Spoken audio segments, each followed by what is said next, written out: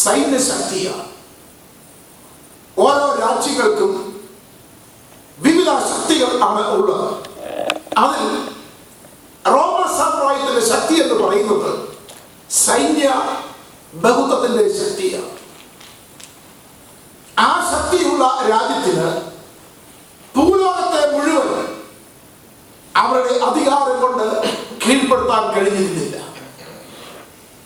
എന്നാൽ യേശു തന്റെ ശിഷ്യന്മാരോട് പറഞ്ഞു, ഞാൻ നിങ്ങൾക്കൊരു ശക്തി തരാം. ഈ ശക്തി കൊണ്ട് നിങ്ങൾക്ക് എന്ത് ചെയ്യുവാൻ കഴിയും? നിങ്ങൾ ഭൂലോകം മുഴുവൻ ദൈവരാജ്യം സ്ഥാപിക്കും. കണ്ടോ? യേശു പറയുകയാണ്, നിങ്ങൾ ഇവിടെ ഇരുന്നാൽ പോരാ, ഇവിടെ നിങ്ങൾ എന്റെ സാക്ഷികളാകണം. എന്നെ തള്ളിച്ചതച്ച, എന്നെ കുരിശിച്ച, എന്നെ കട്ടുകൊണ്ടുപോയി പ്രചരിപ്പിച്ച, എനിക്കെതിരായി പ്രവർത്തിച്ച ഈ സ്ഥലത്ത് നിങ്ങൾ ആരംഭിക്കുകയാണ്. ഇവിടുന്ന് നിങ്ങൾ യഹൂദയിൽ പോകണം, അവിടെ നിങ്ങൾ ശബരിയിൽ പോകണം. നിർത്തരുത്. നിങ്ങൾ റോമ സാമ്രാജ്യത്തെ അതിജീവിക്കണം. ഭൂലോകത്തിന്റെ അടുത്തോളം എന്റെ സാക്ഷികളാണ്. റോമ സാമ്രാജ്യത്തിന് ആ സാമ്രാജ്യം വികസിപ്പിക്കുവാൻ കൊടുക്കുവാൻ സൈന്യശക്തി ഉണ്ടായിരുന്നു, ധാരാളം പണമുണ്ടായിരുന്നു, അധികാരങ്ങൾ ഉണ്ടായിരുന്നു. റോമ പൗരൻ എന്ന് പറയുന്നത് പോലും വിലപ്പെട്ട അധികാരവും അഭിമാനവും ഉള്ളതായിരുന്നു. സഹോദരങ്ങളെ, എന്നാൽ ഈ പാവപ്പെട്ട ഒരു വർഷം മനുഷ്യരോട് യേശു പറയുക, നിങ്ങൾക്ക് സമ്പത്തില്ല, നിങ്ങൾക്ക് ലോകപ്രകാരം അധികാരമില്ല, നിങ്ങൾക്ക് വിദ്യാഭ്യാസമില്ല, പക്ഷേ ഞാൻ നിങ്ങൾക്ക് തരാമൊരു കാര്യം, അത് ലഭിച്ചിട്ട് അത് വാങ്ങിക്കൊണ്ട് നിങ്ങൾ പോയിക്കൊള്ളുക. നിങ്ങൾക്ക് ഈ പട്ടണം മുതൽ ഭൂലോകത്തിന്റെ അറ്റം വരെ എന്റെ സാക്ഷ്യം വഹിക്കാൻ കഴിഞ്ഞേക്കുമെന്നല്ല, കഴിയും. നിങ്ങൾ ശ്രമിക്കണമെന്നല്ല യേശു പറഞ്ഞത്, നിങ്ങൾ പോകണമെന്ന. നിങ്ങൾ പരിശ്രമിക്കണമെന്നല്ല യേശു പറഞ്ഞത്, നിങ്ങൾ പോകണമെന്നാണ്. എന്റെ സാക്ഷികൾ ആകണം. ഈ കാര്യമാണ് യേശു 40 ദിവസം അവരെ പഠിപ്പിച്ചത്. ഹല്ലേലൂയ. അവർ അത് ഏറ്റെടുത്തു. എങ്ങനെയാണ് അവർ ഏറ്റെടുത്തത്? എന്താണ് അപ്പസ്തോല പ്രവൃത്തിയുടെ അനുഭവം? ഉൽപ്പത്തി പുസ്തകം ദൈവ സൃഷ്ടിയുടെ ആരംഭങ്ങളെ കാണിക്കുന്ന ഉൽപ്പത്തിയുടെ പുസ്തകമാണ്. അപ്പസ്തോല പ്രവൃത്തി പുസ്തകം ആദിമ സഭ, സഭയുടെ പ്രവർത്തനം, സുവിശേഷയുടെ പ്രവർത്തനം, ആത്മശക്തിയുടെ പ്രവർത്തനം വെളിപ്പെടുത്തുന്ന ആരംഭ പുസ്തകം. രണ്ടും രണ്ടാണ്. ഒന്ന്, ഭൗതിക ലോക സൃഷ്ടിപ്പ് ദൈവം വെളിപ്പെടുത്തിയിരിക്കുന്ന പുസ്തകമാണ് ഉൽപ്പത്തി പുസ്തകം.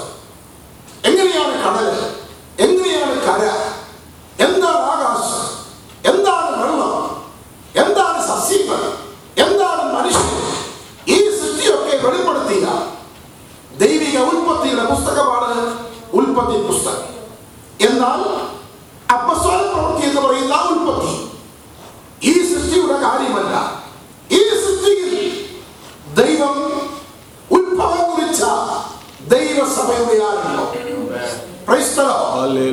ആ സഭയുടെ ആരംഭ പുസ്തകത്തിൽ യേശു പറഞ്ഞു, നിങ്ങൾ ഭൂമിയിൽ എന്റെ രാജ്യം സ്ഥാപിക്കണം, എന്റെ സാക്ഷികളാകണം, അതിന് നിങ്ങൾ എന്റെ ശക്തി പ്രാപിക്കണം. ഹല്ലേലൂയ. അപ്പസ്തോലിക സഭയുടെ അല്ലെങ്കിൽ ആരംഭ ക്രിസ്തീയ പ്രവർത്തനത്തിന്റെ 33 വർഷത്തെ ചരിത്രമാണ് അപ്പസ്തോല പ്രവർത്തികൾ എന്ന 28 അധ്യായങ്ങളിലുള്ളത്. 33 വർഷത്തെ ചരിത്രം. ഇതിനകത്ത് ഞാൻ കഴിഞ്ഞ പ്രാവശ്യം പറഞ്ഞു, പൗലോസിന്റെ പ്രസംഗം, പത്രോസിന്റെ പ്രസംഗം, യാക്കോബിന്റെ പ്രസംഗം, സ്തെഫാനോസിന്റെ പ്രസംഗം, ഇങ്ങനെ പ്രസംഗങ്ങൾ കിടക്കും. വേറെ ചെറിയ പ്രബോധനങ്ങൾ കിടക്കും. ഏകദേശം 50 പ്രാവശ്യം ആത്മപ്രവർത്തനത്തെ കുറിച്ച് ദൈവ ആത്മാവെന്ന വാക്ക് ഈ പുസ്തകത്തിൽ ഉപയോഗിച്ചിട്ടുണ്ട്. 77 മനുഷ്യരുടെ പേരുകൾ ഈ പുസ്തകത്തിലുണ്ട്. 63 സ്ഥലങ്ങളുടെ പേരുകൾ ഈ പുസ്തകത്തിലുണ്ട്. ഈ പുസ്തകത്തിൽ സഭയുടെ ശക്തമായ പ്രവർത്തന രീതി ഇങ്ങനെയാണ് വെളിപ്പെടുത്തിയിരിക്കുന്നത്. എങ്ങനെ? ഒന്ന്, ആദിമസഭ പ്രാർത്ഥിക്കുന്ന സഭയായിരുന്നു. ഒത്തിരി ഭാഗം നമുക്കറിയാം. ആ സഭ പ്രാർത്ഥിക്കുന്ന സഭ. വളരെ ചിന്തിക്കണം സഹോദരങ്ങളെ, എങ്ങനെയാണ് പ്രാർത്ഥിക്കുന്ന സഭ? നിങ്ങൾക്കറിയാം, ഒന്നാമത്തെ പ്രസംഗത്തിൽ ആദിമസഭയ്ക്ക് 3000 വിശ്വാസികളെ കിട്ടി. അത് വീണ്ടും വളർന്നു. 3000 വിശ്വാസികളുടെ സഭയിൽ പ്രാർത്ഥിക്കാൻ സമയം കിട്ടുമോ? ഹല്ലേലൂയ. ദൈവങ്ങൾ ഓർത്ത് നോക്ക്. നാം ഇങ്ങനെയാണ് 3-ാം അധ്യായത്തിൽ വായിക്കുന്നത്. പ്രാർത്ഥനാ സമയത്ത് പത്രോസും യോഹന്നാനും ദൈവാലയത്തിലേക്ക് ചെല്ലുമ്പോൾ സുന്ദരമെന്ന ഗോപുരത്തിൽ ഒരു മുടന്തൻ ഇരിപ്പുണ്ടായിരുന്നു. 2-ാം അധ്യായത്തിൽ കരയിലേക്ക് വന്ന വിശ്വാസികളുടെ എണ്ണം 3 അല്ല, 30 അല്ല, 300 അല്ല, 3000. 3000 വിശ്വാസികളെ ഒരു സഭയ്ക്ക് കിട്ടിയ അവിടുത്തെ പാസ്റ്റർ, അവിടുത്തെ സഭാ വിശ്വാസികൾ പിന്നെ എന്തിനാ പ്രാർത്ഥിക്കുന്നത്?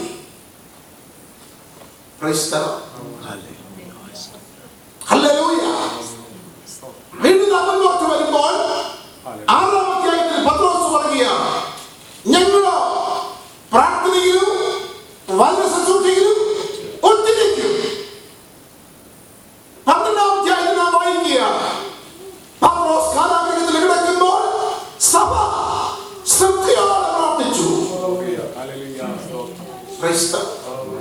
9-ാം അധ്യായത്തിൽ യേശു അനന്യാസോട് പറയുകയാണ്, നാരകതയും തരവിൽ യൂദയുടെ വീട്ടിൽ നീ ചെല്ലുക, അവിടെ ശൗൽ ഇരിക്കുന്നു, അവൻ പ്രാർത്ഥിക്കുന്നു. സഭ പ്രാർത്ഥിക്കുന്നു, പ്രാർത്ഥന യേശു കാണുന്നു. ഹല്ലേലൂയ. ദൈവത്തെ വളരെ മനസ്സിലാക്കേണ്ട പാഠമാണ്. ഒരു വിശ്വാസിയുടെ അനുഗ്രഹം പ്രാർത്ഥനയുണ്ടായിരിക്കണം. ഒരു സഭയുടെ അനുഗ്രഹം പ്രാർത്ഥനയുണ്ടായിരിക്കണം. പ്രാർത്ഥനയെ തടയുവാൻ ജനങ്ങളുടെ പെരുപ്പം ബാധകമാകരുത്. പ്രാർത്ഥനയെ തടയുവാൻ കാരാഗൃഹം ബാധകമാകരുത്. പ്രാർത്ഥനയെ തടയുവാൻ സഭയുടെ പ്രശ്നങ്ങൾ ബാധകമാകരുത്.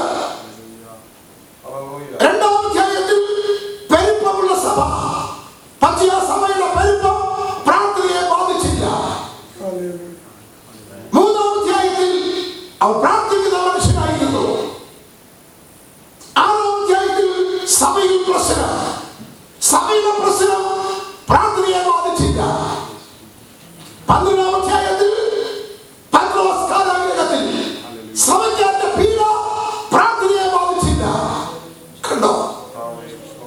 ഏത് സാഹചര്യത്തിലും പ്രാർത്ഥന മുടങ്ങാൻ പാടില്ല.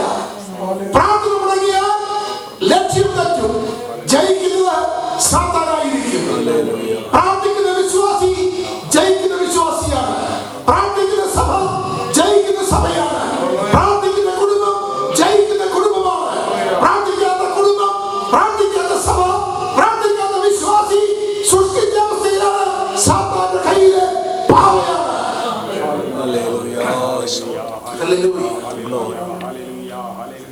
എന്റെ സഹോദരങ്ങളെ, എവിടെയാണ് നമ്മുടെ പുഴുക്കുത്ത്?